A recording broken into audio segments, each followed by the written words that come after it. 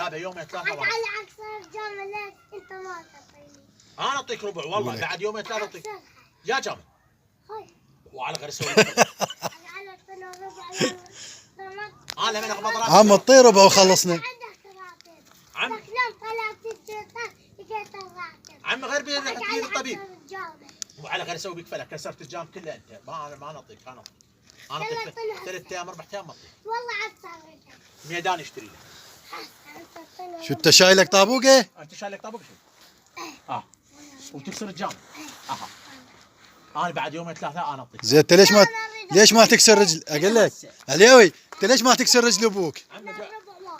ما اعطيك والله لا اعطيك والله ما اعطيك كل ربع لو طق راسك بالحد ما عندي. على عكس الجامعة